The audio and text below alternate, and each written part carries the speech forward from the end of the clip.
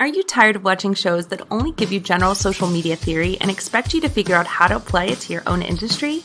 Join us for this week's episode of Social Chatter, the industry's longest running social media marketing news talk show. Not only will you learn the latest breaking news, but you'll also gain practical advice on how to apply it. Now here's your host, Christian Karasevich.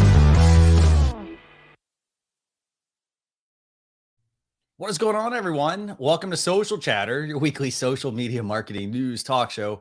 This is episode 299. I know this week's episode because next week is a big milestone week. We're going to hit 300 episodes. But as always, welcome to Social Chatter, your weekly social media marketing news talk show, where we bring you the latest breaking social media news every single week. And there certainly is a lot of it. We try to, by the way, weed out a lot of the things that are kind of like fluff, like, hey, they added a toggle here that, inside of an app, things like that. So what we're going to be covering this week, we're going to primarily be talking about this big update from Instagram. Instagram has said they're not really a photo sharing app, or that's kind of the message they're putting out. We're going to talk about that, what that means for you as a business owner. We obviously, I think, know why that's kind of taking place. In addition to that, we've got quite a bunch of other topics to cover this week. We're going to be talking about, we've got some WhatsApp updates. So if you've been using WhatsApp, hopefully, if you're in the States, you've been we've got updates there. We've got updates from TikTok. We got some updates from Pinterest, I think. But right now, what I want to do is I want to bring on my co-host, Sarah Monroe. Sarah, fantastic having you join us for yet another episode. Thanks a lot. And you're muted, by the way. Oh, cue the party sounds. Cue the party sounds. 299. We're at 299. So next week is a big week, but this week is a big week too, because we have Dorien with us, who is a fantastic human being. And I'm privileged to call her my friend. But Dorien Morin-van is our guest today. And she is the woman behind Morin Media. She also is one of the team at Social Media Pro and Agile Marketing Network. And thrilled to be able to welcome her to Vermont over this last year as she moved north. And we've got a great show today. We do, yes. I'm going to go ahead and bring on Dorien. Dorien, fantastic having you back. Yay! I'm so glad to be here. And I was just saying in the green room, had I known next week was episode 300, I would have booked that one. But maybe I'll be back next week. I love it. Surprise. We'll see. So. Maybe. And actually, we need to give Dorien credit because Dorien introduced me to Christian. So yes this all came about. Yeah. I can't remember how long it was. Maybe 3 months, 4 months, not too long ago. February? Not too long at all. February, I think. Yeah. I think so, Yeah. And again, I've heard rave reviews from a lot of people telling me, hey, they like the combination. So I want to thank you, Dorien, for that. Absolutely. Well, you were. I remember you were looking for a last minute guest or a host, or I forget. But I admire Sarah. She and you too. I mean, I think you're both very smart, intelligent people.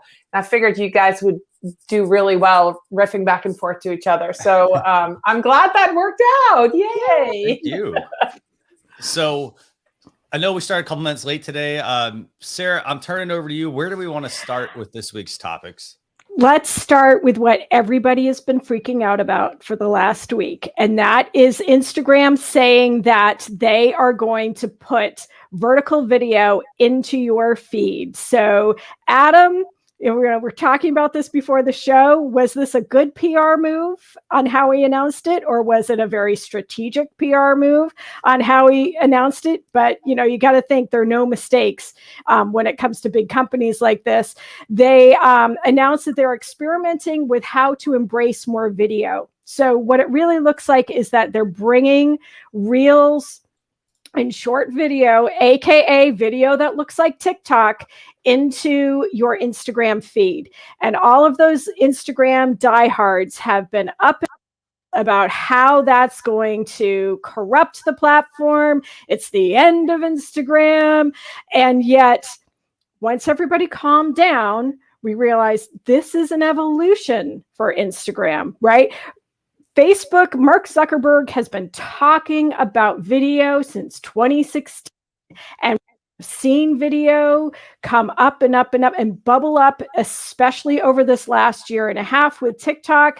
And it's just a natural progression of something to test. And Adam was really clear that this is an experiment to see how people react, embrace, reject more video in Instagram. So I think we all recognize that it's been a little haphazard as they've been adding more IGTV and reels and stories, but now they're really starting to focus. And it'll be interesting to see. They're also going to deliver a lot of suggested video. So video from people you don't follow. So that's going to be really interesting to see how people react to that.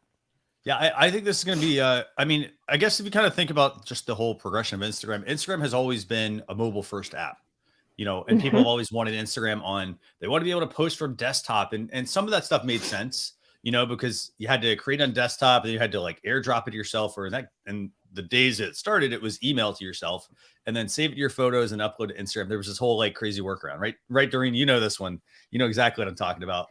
And you know, but I like the fact though, Sarah, that you mentioned that it's a progression, that like you as a business owner, you have to shift or pivot, I guess in this case, maybe, you know, if they say they want video, that's what you need to consider creating for the platform. And I think the key thing here is back, you know, and I say back in the day, like a few years ago, it was really hard to create video. You had to have, you know, you had to know how to use Final Cut Pro and Adobe Premiere to get like these like snazzy videos.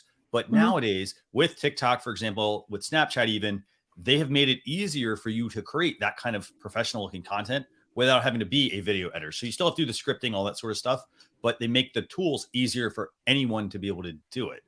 Dorien, what do you think about this? Is this gonna be a big update, good update? What do you think? Your video, photo, photo, what are you? I mean, we saw it coming, right? I mean, we know that on Facebook, the same thing is happening there. You know, Sarah mentioned that, you know, stories are going to become part of your feed.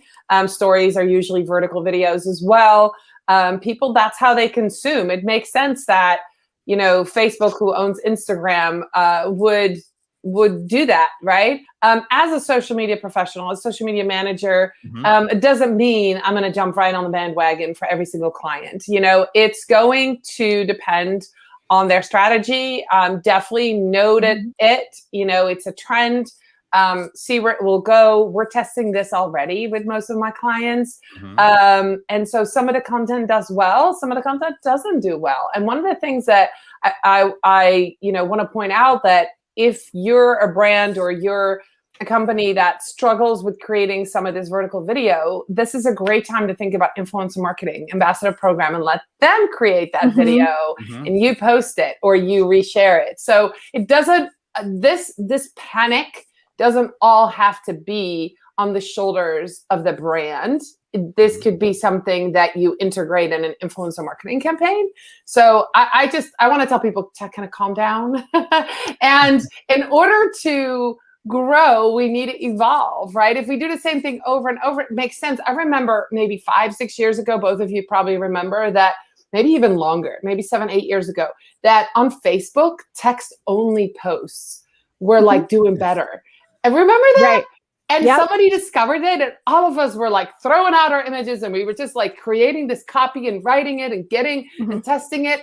It didn't last very long. You know, like things evolve. People will find something. They find that sweet spot that works for one client or for themselves, and then they're going to go with it. So I'm not saying that that's this. I mean, this is certainly a trend that's happening across all of the different platforms, but it doesn't mean that it's working for your brand exactly. You know, just test. Get together a strategy, you know, work with your team and figure out, you know, if this is something that you need to do now or, you know, in 3 months, or just keep watching it, you know, just kind of see what's going on. So right. I have a couple questions on this. You know, for starters, I like the fact that you mentioned bringing up like the influencer program. So like working with people, if your business, if you're not into creating videos, you don't know how, for example, you know, or you don't have the time, like work with the influencer, for example, who can help you with that. Now, it's not necessarily like go and hire just, you know, the first one that contacts you. You want to do your due diligence, make sure that they fit with who your brand is. But I like the fact that, you mentioned that, because, and the other side of this, I think that I really like about this is, if I'm a boring brand, here's the thing. Okay. So boring brands, their big question was always, well, I don't know what I should post on social media. And then it was like, okay, well, I don't know what photos I should share. Now we're getting into videos. So I think this is going to force them to get creative and be strategic, like to really think about their business and say, hey, you know what can we do so that we can actually capitalize on video?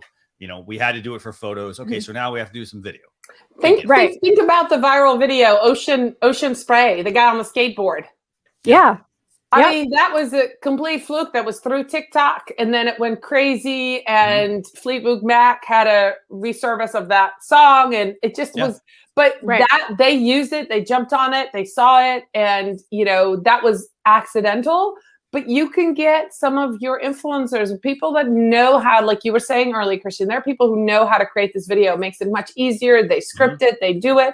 And if that's something that you can outsource, if you're still, if you're working on in your marketing team, if you have limited resources, or you're working remote or whatever it is, working with influencers that really understand the audience, working with somebody who understands your audience and loves your brand, which would be more of an ambassador, getting them to create videos for you, I think is going to be a great strategy.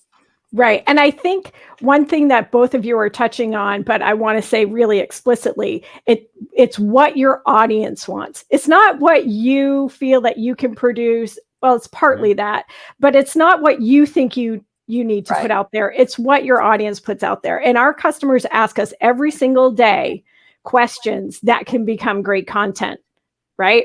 And it really is an evolution. I followed a lot of folks on YouTube for many years, right? And started out watching them with 8-minute videos, then they went down to 4-minute videos, and then 12-minute videos. There are now people who are making 30-minute videos as either daily or weekly vloggers. And I have to say, there are times where I think, oh, I don't have time to watch a whole sit down and watch something on television.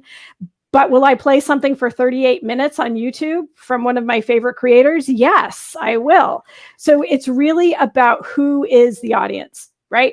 And what will they want? What can you answer? What relevant information can you provide to them today? And sometimes that's just entertainment. And where and how they consume it, right? Are they on mobile, and how are they doing that? And core example, which is funny, my husband is learning how to climb trees, right? He wants to trim the trees in the yard.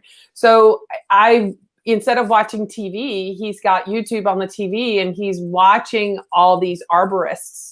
And it's exactly how people consume the content. There's some that are, entertaining, some that are very technical. So he's combining, but his whole YouTube now is that. And that's what people do. Once they like something, they go to the next, But some people don't do YouTube. They do that on TikToks and on Instagram. They go from one to the other. So knowing how your audience behaves, what they're clicking next, how long they watch. It's really important to have the data on that, and then, create the content that they crave. So I have a couple questions here from viewers here. And by the way, I 100% agree. Like, it's about knowing your audience, looking at the data. By the way, I was going to say the word, the details are in the data there. I was going to absolutely say that. And I'm glad you brought it up, because it's super important.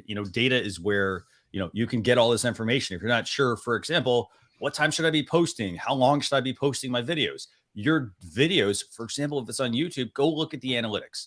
Go into on the top right, click on your profile photo. There's a YouTube studio option, and you can look at the analytics, and you can see when people are when they're watching on your channel, when are you getting the most traction? So for example, if you're doing a video and uploading it, when it's convenient for you, but you look at the data could give you something totally different. It could say, hey, you know what? It needs to be not in the morning, but in the evening. So right. And be careful about how your behavior may be influencing your data set too. I have one client who says, we get great open rates on our email on Thursdays. And granted, we get like 60% open rates, right? But 90% of the emails that we send are on Thursday. So of course, Thursdays are going to perform better. So how is your behavior influencing that too? And maybe testing some different times, I think, is important as well. And with that also, by the way, if you're sending out emails, you're going to just tie onto this real quick. So like, for example, if you're sending out emails and you're all like, you should be on your own email list, just to make sure that it goes out. But like, if you send it to your entire team, for example, in addition to like your list, and you're seeing, oh, well, hey, we got like 25 like opens and we got a whole bunch of clicks. Look at that and see who those people were that clicked on it. Make sure it's not, okay, the numbers say they're doing great, but it really is just our employees clicking on the emails, opening them, and then clicking on the links, because that's going to influence your data as well. Right. So I got a couple of questions here from viewers. So let's see if we can tackle some of these. Let's see. So first off, I want to say thank you, Letitia, for the super sticker, the YouTube super sticker. I really appreciate that. By the way, Letitia and I do a show called Business Essentials and Conversation on Amazon Live. So feel free to check that out if you want to. So let's see. We have a couple of questions from Anita Sonia. She's asking how to conquer Facebook and the Instagram algorithm without, I assume, advertising. Dorien is the expert on organic. So it's in the data, it's in the engagement, it's in putting together a strategy that you put out. Let me say it like this. It's iterative, right? So you create some content for about a week or two, and then you go to that data and you see what worked, what the people engage with. You need to test a lot of different things. If you really hone in on your avatar, on who you're trying to reach, and then using those buzzwords that they're going to react to. You want to engage, you want to entertain, and you want to educate. If you do all of those three things at the same time or often, and you're really in tune to what your audience wants and what you can offer, there's lots of room for organic, both on Facebook and Instagram. Now, let me say this. Your organic does better if you run ads, obviously, but your ads do better if you also have organic. It's really important. As an organic specialist, most of the time I get hired to enhance the Facebook ads that are running for a company. Because here's the thing, if you run ads, and so, I'm a consumer who does this, who click through to see the page of the person who's running the ad. And if there's nothing organic on the page, I'm not really gonna talk to them because there's nobody to talk to. So it's important when there's an ad strategy that there's also an organic strategy. But, think first and foremost is who your avatar is, what they need, what the pain point is that you can solve, and then start talking to them, entertain, test things, do some gives, do some videos, ask them questions, do a Q&A, do lives, give. And they'll come back. And every time somebody comments, comment back.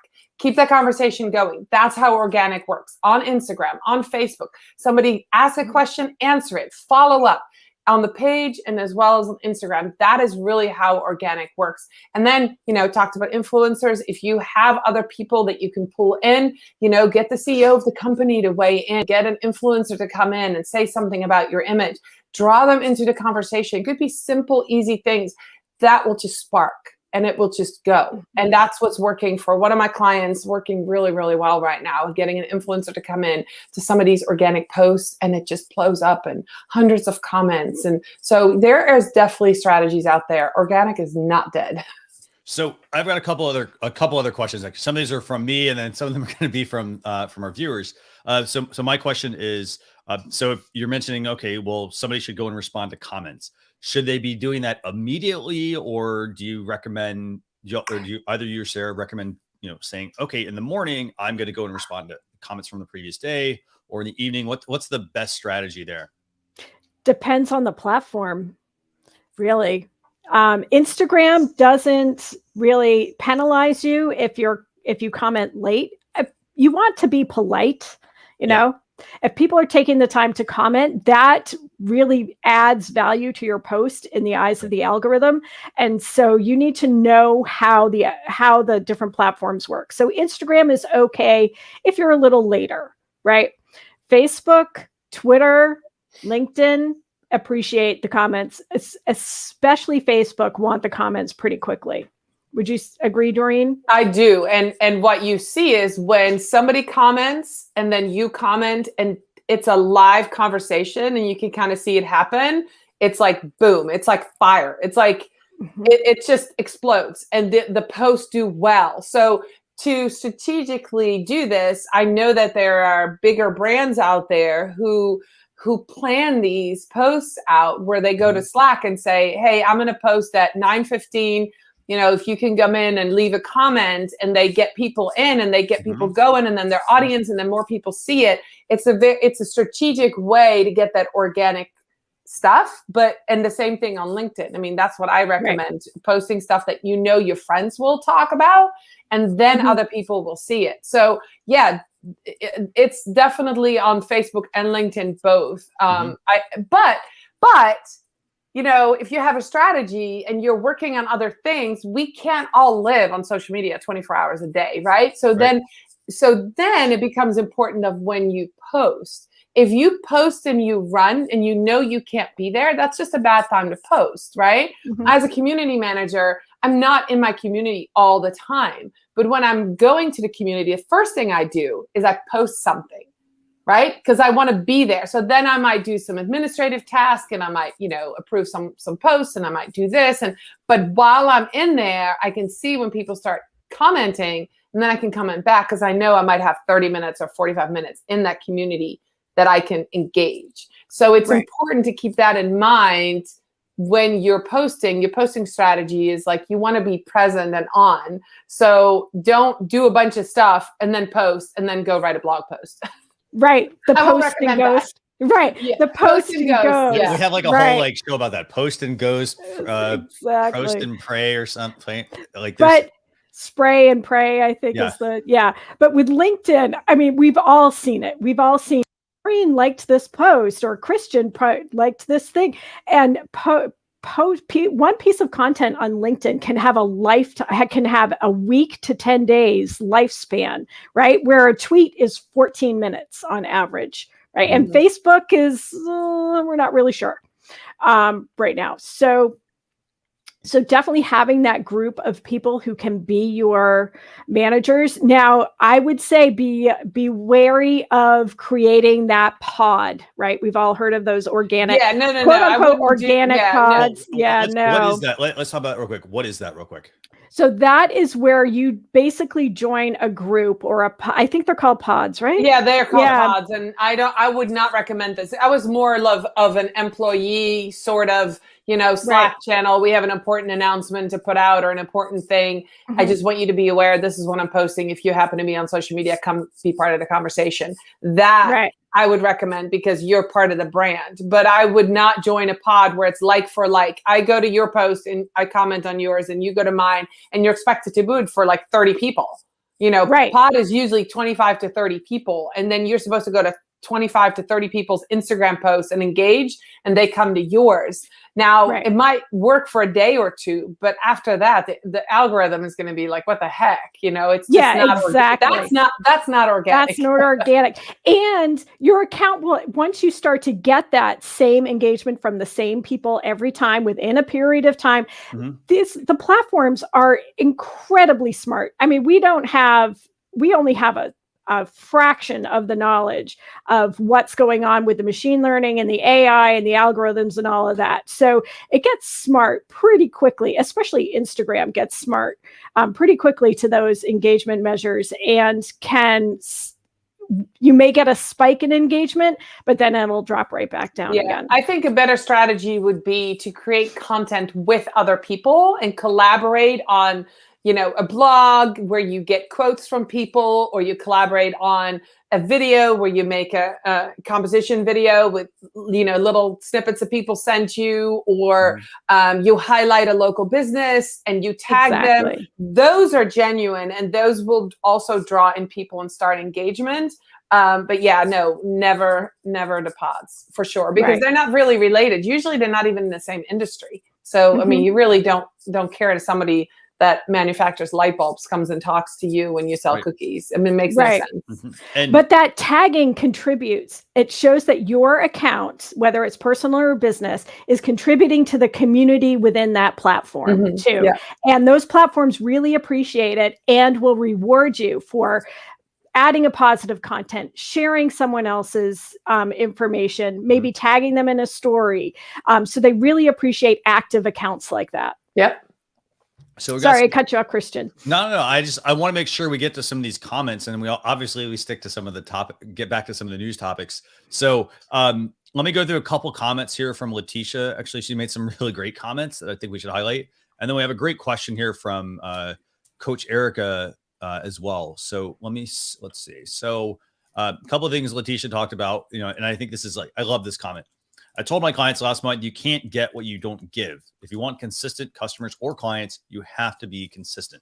So this applies to, for example, if Instagram is shifting from video to photo, for example, it's being consistent with, just being consistent with the type of content you're creating, experimenting with things like that, and then going back to the comment about, well, how do you grow on Instagram and Facebook, for example, organically? Again, you got to give back as well. So you got to spend some time there. You can't just, post the content and like you all mentioned, you can't just post it and run. In addition to that, I also like this one, a comment under the post for at least a week. You'd be surprised how more and more people end up seeing the post weeks after I published it.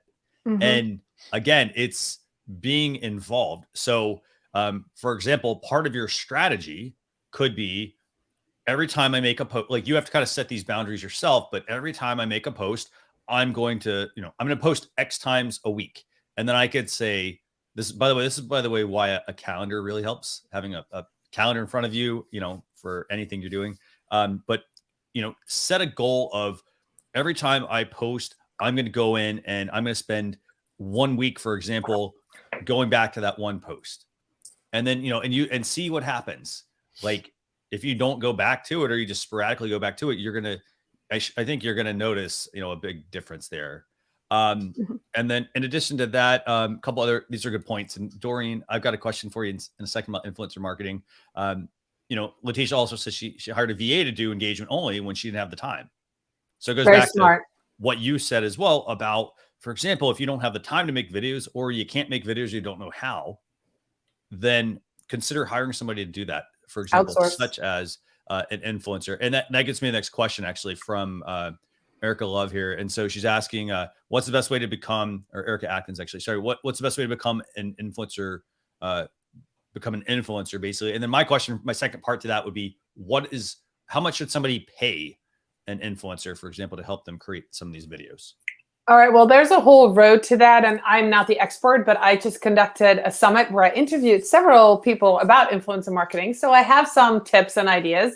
One of the ways that you can become an influencer is for you to figure out the brands that you already love, right? So say you're in your kitchen, pick 6 things in your kitchen, 6 brands, 5 or 6 that you already love, and start creating content around them and posting it and tagging those brands consistently. Just happened to me that I got asked to be an influencer for a Vermont beer brand. And I was laughing because, I maybe posted 3 pictures myself, and I didn't even tag that brand, but I used the Vermont hashtags. We have a keg that I've talked about. So, it makes sense that they come to me and say, hey, do you want to be influencers? So the first thing is for you to create content around brands that you love, that you use, that you have in your house, right? And then the other part to that is go to their feed and analyze their stories and their pictures. So what type of stories are they resharing? What are they posting? And what types of things in the feed? Because when you're posting your pictures and you want to be noticed, you want to have that same feel to your pictures. So then they might come to you, right? So if say it's a beer brand and all the pictures are of females holding a beer, you want to post a picture of you holding a beer. If it's of people holding a beer, but they're taking pictures of a background on the mountains, in the meadow, on their deck, but they're not showing people, those are the pictures you want to post. So that makes sense, right? See what their style is. So those are the first two things that I would start. If you want to become an influencer, pick things that you like, start doing that. And then once you get your first influencer gig, you kind of start feeling it out. Initially, a lot of influencers don't get money, right? They get free products. And as a community manager, as a social media manager, people ask all the time. So know who you're looking for. So set up boundaries of we're looking for 12, 15 influencers, if this is what you're working with. And these are the kind of, the different segments of the population. These are our 3 avatars. So as an influencer, knowing who they're targeting, see if you fit in their avatar. That's another good way. And then ask, go to Instagram DMs and say, hey, do you have an influencer program? How does it work? I would love to work with you. So there's different ways, but I think that's what influencers that I interviewed told me is do those things first and start really showing that you know how to create content. It's not necessarily about how many followers you have, even though people are still looking for that. I know, really start creating the content, show cool videos, show cool pictures, show that you're a content creator first and foremost, because that's what they're looking for. Right, because brands are hiring what are they called? Nano influencers, right? Micro, nano. And all of those tips that you just said, Dorien, are perfect for how the business finds influencers too. Who are your top fans? Who are the people who are engaging with you? Who are showing the same aesthetic that you want in what you produce? Right. I love that, basically you're taking, it's almost like you have a mirror and it's like you're taking it and you're directing it one way. Okay, I'm directing it towards the brand that I want to work with. And then I'm also turning it the other way and saying, as a business owner, okay, who am I now trying to reach? So I think that's a great point. And I love the fact that you talked about taking photos that are potentially similar to what that brand is doing. And I think that makes a lot of sense, actually. Yeah. It was my friend Sharon Washington, who is an influencer, who told me that tip. And I was like, that makes a lot of sense. She's like, yeah, I look to see how they're positioning their models, what they're wearing, what their hair is, how are they posing them? What are the pictures they're resharing? What are the stories they're resharing? And so I'm mimicking their feed, and then I get noticed. I was like, so smart. It makes so much sense, actually. And I will say this, you have to be authentic. That's the other part, though. With this. So don't just for example, oh, hey, I'd like Apple to send me something for free, for example. If that was one of the brands, and let's just say, you really don't use Apple products, for example, or things like that, don't just expect them to send you something. You have to, it's not a one-off thing. You're not just, for the most part, you're not gonna do it once or twice and all of a sudden, hey, something free is gonna show up on your doorstep. You got to work hard as well at what you do. Consistency, I think, is really, really, really important. Yes. Right. And if you don't want to be that Insta perfect influencer, we know you all know what I'm talking about, right? Yeah. That perfect Instagram aesthetic. There are plenty of brands out there. There's a couple of cookware companies that I know of that are just these beautiful messes, because that's real life. And their kitchens their products are colorful. Their users are, they burn stuff, and that's okay. And they show that too. Or I know one brand around here that's apparel for women who mountain bike, so it's not the perfectly posed bike and background and all of that. It's mud. Right? The more mud, the better. Yeah, exactly. The more mud, the better with their influencers. So really like Dorien said, know the brand and know what you want to do too, right? You may not want to produce that amount of content that it takes to work with that brand. And be really careful with the scams out there, because I get it too. I don't get it. I have to use just the right hashtags. I haven't quite figured it out on my personal account, but then I get spammed with these in my DMs with, oh, become an influencer. You need to buy this amount of product to be able to then become. Scheme, I think. Exactly. Don't be that. Don't be that business, and don't be that influencer. Don't encourage that bad behavior. No. So I've got a couple other comments here, by the way. I want to bring these up. We'll do a couple of them. And then Sarah, I know we got a couple other topics and some questions for Dorien as well. First of all, I love Letitia's comment here that says, like, hey, master your lane. I think that's super important. Yeah.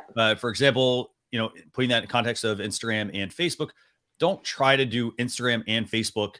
And, granted, they're very similar, but don't try to do like those. And, let's also do YouTube video and LinkedIn. Like, don't try to do all of these lanes at once. Like, get used to, like, it's like driving. When you start driving, you drive on a 2-lane road, for example. And so, there's traffic going one way and traffic coming the other way. And then you can branch out into a 4-lane highway. And then when you get onto like those big 8-lane highways, like it's something you have to work up towards. Like, you don't just start on an 8-lane highway, because, that can, for people, if you're new to driving, for example, that could be really like, there's a lot going on you got to pay attention to. So master your lane. Love that point. So another question from Coach Erica here. She was asking, what if they don't have a social media presence in the terms of obviously an influencer program? Like, what if somebody doesn't have a social media presence? Any tips there? So you want to work with a brand that doesn't have a social media presence? That would be really hard, because who are you getting you to notice, right? So I would say if they don't have a presence at all, you could start with email and say, hey, are you looking for, a marketing team? To me, that makes the most sense. Often they'll have a marketing team, but they might not have a social media marketing team. So you could bring it to their attention. If they don't have a presence, you can't even really tag them. So that would, I would say no. You could look for brands that have a small presence and maybe aren't working with influencers yet, and you could show them how fun it is, right? So and have conversations with them, and just be giving, as we said before. Just create content that they might like to use, tag them, show them. And maybe you could be their star influencers or their brand ambassador, right? But if they don't have any presence at all, it'll be harder, because there's really no place to start. And the same thing for an individual as well. I think if the person if they want to, for example, get into being an influencer or brand ambassador, and they don't have a social media presence, I'm wondering if that may be the question. Again, it's something you got to work at. So, it's like, Dorien, we were talking beforehand about training for a marathon, I think, right? Yeah. And it's like, but it's the same process. Like, you're not going to go out and all of a sudden start training for a marathon. Like, you have to work your way up to that. You got to Well, and then the whole point is, I'm going to run a marathon in October, right? But that's just the accumulation of, 3.5 months of work. Right. So, that's the end result. But it's really it's not like, I'm not thinking I'm going to run a marathon. I'm thinking I have 3.5 months of training. Right. That's really, what's part of that. So that's a whole, yeah. And that's the same with social media. You might have an end goal in mind, but what do you need to do to get there and then have a successful campaign? You need to have engagement. You need to have an audience. You need to have a plan. You need to have content. All these pieces together need to work to then in 3 months have a successful Christmas campaign, right? Or, Black Friday campaign. You can't just say, I want to have a campaign. It's going to fail if you don't have all these other pieces set up. Yeah, you need to start working ahead. And then I just want to bring up one last point from Letitia here. The thing is, a lot of people get into these influencer programs. And by the way, there's a question also about influencers and brand ambassadors. Again, some companies will have a brand ambassador program, and then some of them will go hire people that aren't necessarily associated with their company at all. Like, so somebody who is has a strong presence on a certain channel, they may hire that person. But the thing is, to Letitia's point, a lot of people getting these influencer programs, they don't really have much to contribute most times. Build up your content, know your niche. Again, comes back to Sarah, I don't know if you want to tie this back to our primary topic for today. Yeah. I think we should tie it back to the primary topic, and that is video, and that's trying this, right? If you haven't tried it yet, turn the camera at you and answer a question that your customer asked you today, right? That's one way to do it. I noticed in the comments there was also a question about how can you repurpose across.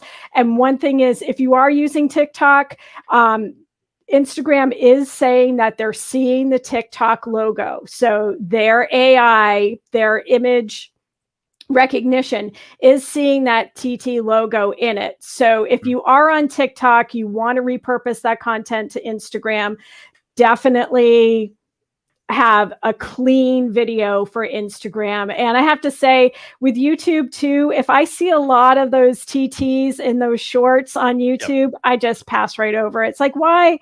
I'm not on TikTok today. I'm on YouTube today, and I want to see YouTube content. So just beware that there are some of those etiquette pieces. Another thing that we wanted to say today too is that while Instagram was doing these announcements about the evolution of video on their platform, Saturday morning, I haven't seen this anywhere else. Saturday morning, this pop up in my feed that my stories are going to start to show up in my feed. So Facebook is definitely doing something too. I haven't seen it widely talked about yet, but for sure, no, if Instagram's doing something, Facebook may be starting to test and experiment on us as well. And sorry about that, by the way. I accidentally closed the window on us. So that's okay. I think this is what you're talking about, right? Yep. Yeah. So you were seeing this in your Facebook feed. So I was seeing that in my Facebook feed on Saturday, and I have yet to see a story in my feed yet.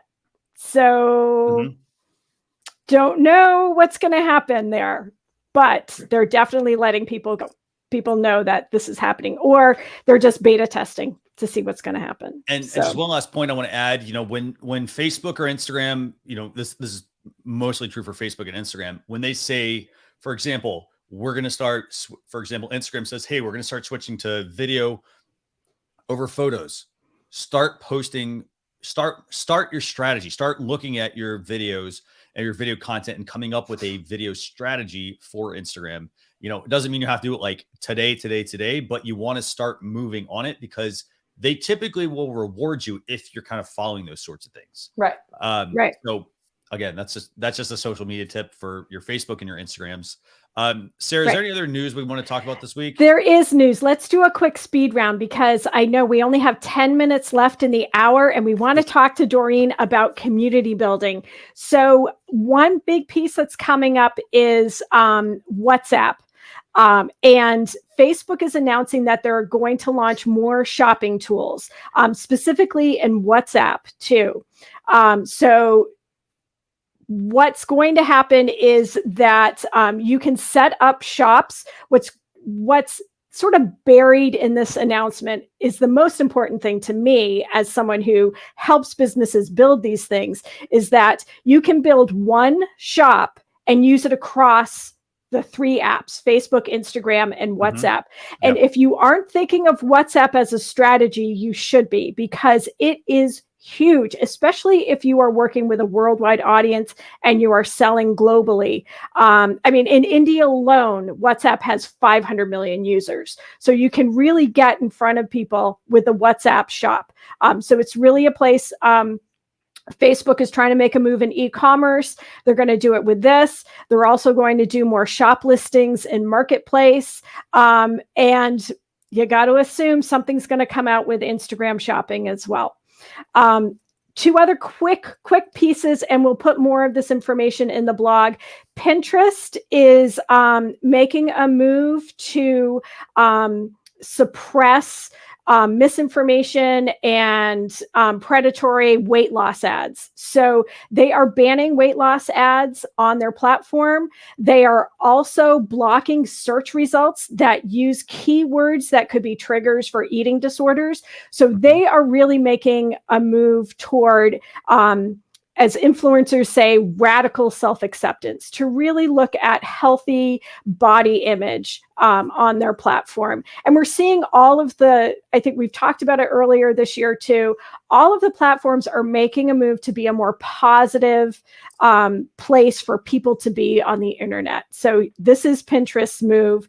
And really quick, TikTok is starting Shoutouts where you can pay with TikTok coins. If you don't know what TikTok coins are, it's basically their virtual currency. So it's another way to monetize content on TikTok. In me reading it, it sounds like Cameo to me. It is. Yes. Yeah.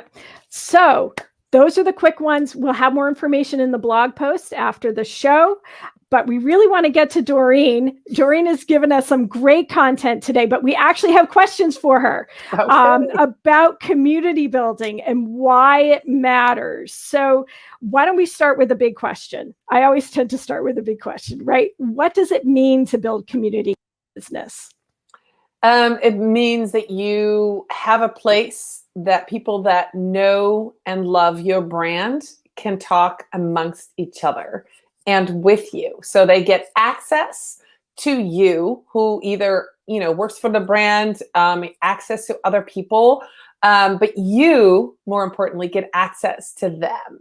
So for example, if you're a brand and you sell light bulbs and you create a community, so you invite people in that are on your Facebook page and on your email list and you get them in the community, guess what you have? You have these people that are already using your product, that are familiar with your name. They can invite others in, but if you within the community get them talking to each other about your product, you can do research, you can get testimonials, you can try out like new things, launch new products, you can find brand ambassadors, you can do, educate, entertain, right? And engage with them. And you can, it's a treasure trove of information that your brand can use to deliver a better product faster to the right people, right? So that community that you build has a lot of different aspects to it, but it can be hugely profitable and really help you develop your next iteration of your product or your service. And basically you're taking, this is how I always explain it, you're taking like a mini fan, like somebody who's just, they know you, they like you, they've tried you once, into a raving brand ambassador, right? You're going to get them through all the phases of, you're going to retain them, right? You're going to keep them as a customer, and then you're going to have them be a repeat customer to the point where they invite their friends in to also come join this community. And that's really the purpose of that. So you have access to them in an amazing space where you can talk directly with them and learn about them. Right. So that two-way street that social media gives us, right? That or two-way conversation that we can really have with that broader audience, right?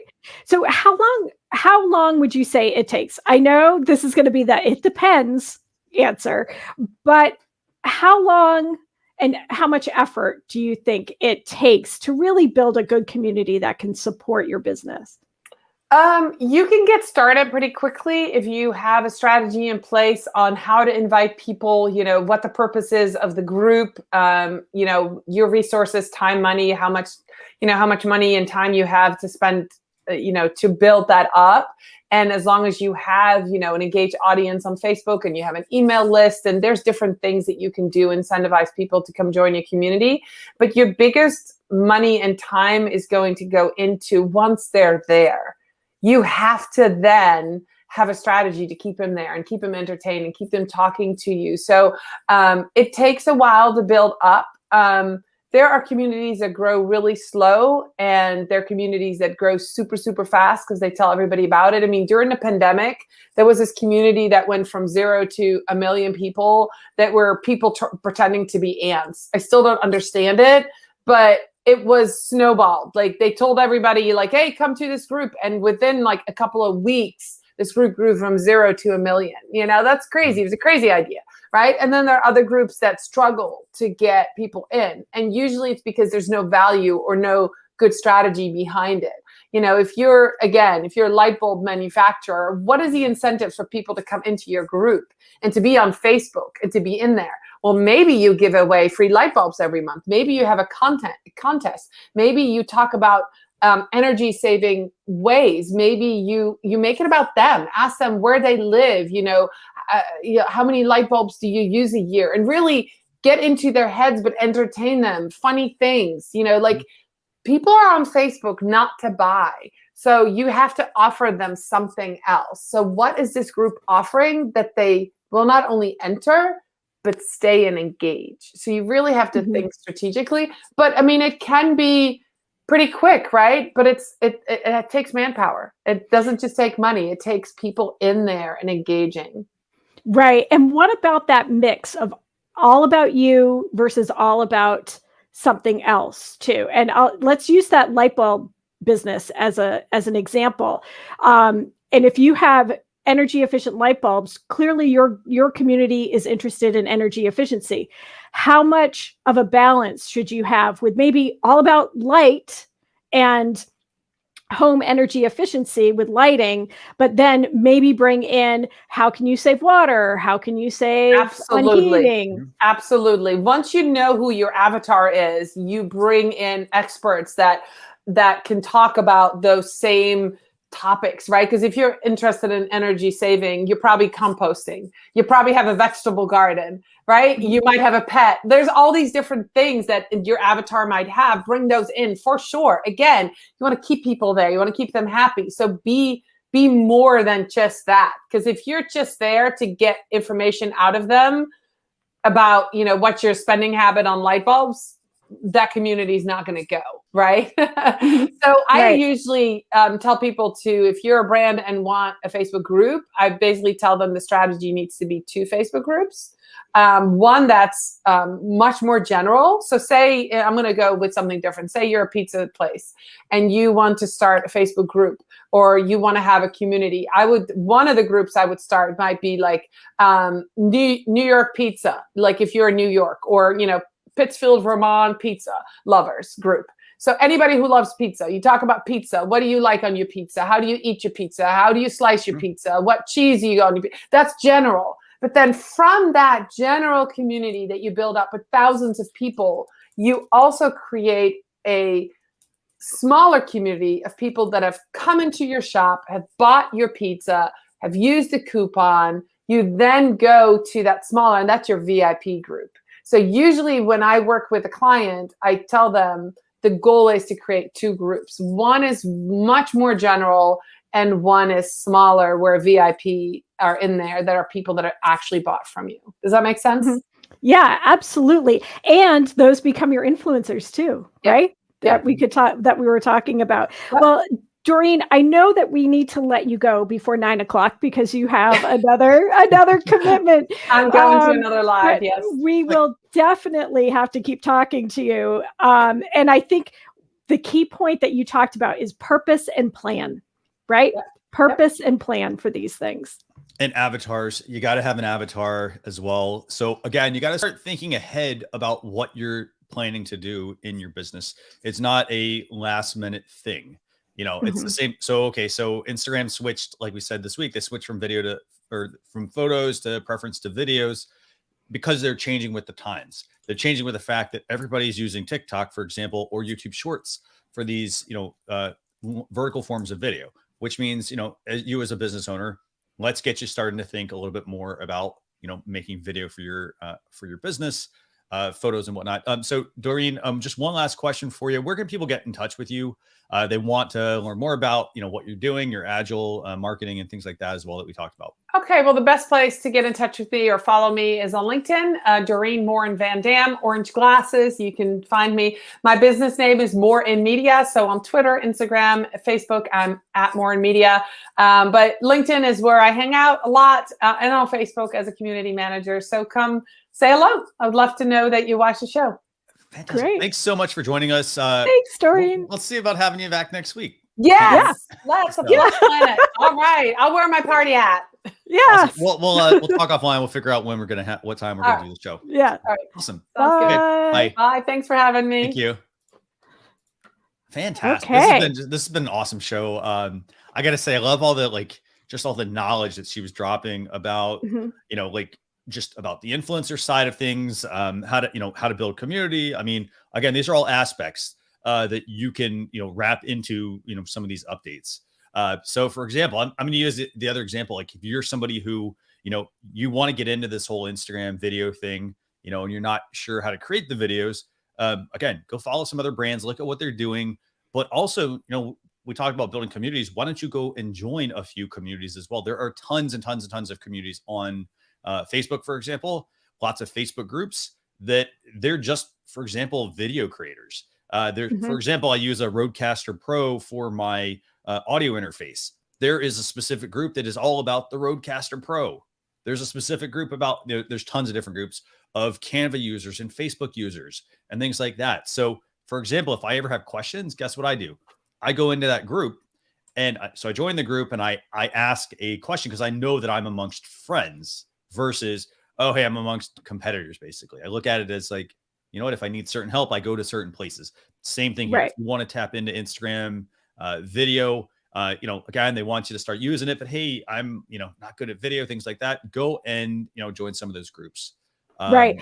And it shows that if you are a consultant or you are an agency trying to build your business too, you can be seen as one of those knowledge experts, right? Last week, one of the Facebook groups that I'm in, someone said, hey, I just lost the ability to make changes to this video. And it was right after Facebook turn the switch on insights. So you can't see insights on your Facebook page anymore. You have to go to Business Suite. I basically jumped in I was the first one to jump in the conversation to say, hey, this just happened on Facebook. Maybe they're pushing you to Creator Studio. So go check out Creator Studio, see if you have the functionality there. Sure enough, it was there for her. So I was contributing to that. And you can also contribute to your profession. I do a lot of nonprofit fundraising. So I'm part of different nonprofit fundraising groups to learn myself, but then to offer my knowledge and give back to the industry that helped me grow my career. So here's what I want to do, by the way. We're going to actually skip tool time this week. Okay. I'm going to skip tool time just because, again, we want to, we value your time. We've gone a couple minutes over. So what I'm going to do is I'm going to actually put that in the blog post recap, by the way, which will go out over the weekend, socialchefs.com/SC299. So episode 299 there. There's also an email list as well that we have, socialchefs.com/daily. So you can go there, get our email newsletter. Again, that's going to go out again. So we'll throw in the tool that we have for the week. This week's tool is Planable.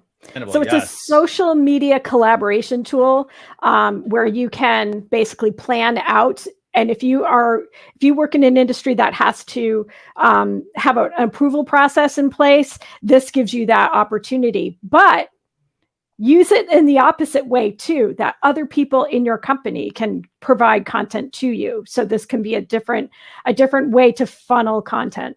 Definitely. Yeah. And we've got the pricing here. We've got the link to it as well. So go and check that one out, but we'll put some more information in the blog post on that. Again, we value your time. So go and check that out as well. If you have questions, just let us know, but that's a good tool to check out. Again, it's free all the way up to $83 a month. So you can start with the free plan. And then I think there's a couple other plans in the middle, but check that one out. With that, so I'm gonna put you in the hot seat. I'll give you a second. Let me know by the way, let me know in the private chat, Sarah, what time you want to do next week's show. We haven't quite figured that one out yet. We haven't quite figured it out. The magic number. We're gonna have a guest, I guess we are. But what I'm going to do real quick, I'm going to just run through our quick closing here. But Sarah, let me know in the private chat what you want to do, and we'll go from there. Just a couple quick notes. As usual, blog post recap, socialchefs.com/SC299. There's also, by the way, an Alexa flash briefing. If you want the 7 to 10 minute recap of this week's show, you can go to socialchefs.com/Alexa. And that'll get you to the flash briefing. You also don't need an Amazon device, even though you probably might have one. You can just download the Alexa app for your mobile device. and you'll be able to just, call the Alexa product. Hopefully I'm not triggering your Alexas, by the way, by saying it a bunch of times.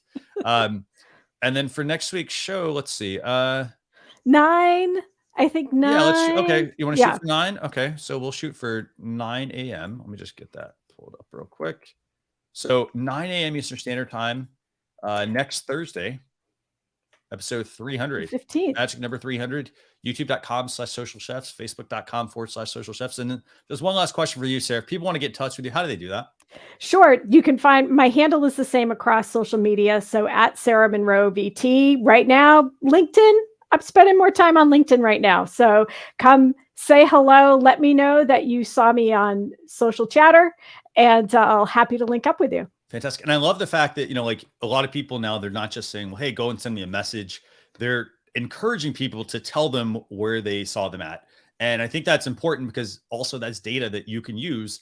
For example, if Sarah starts to see, well, hey, you know what? I'm getting a lot of people from Social Chatter. She's learning that from the people they're trying to connect versus a whole bunch of random people. And then you have to remember, well, who is that person? Where did I meet that person? And so forth.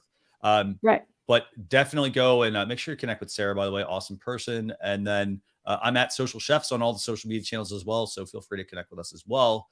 With that, I want to thank everybody for tuning in for episode 299. We will see you all next Thursday, 9 o'clock a.m. Eastern Standard Time. Thanks a lot, everyone. Have a great weekend. Bye.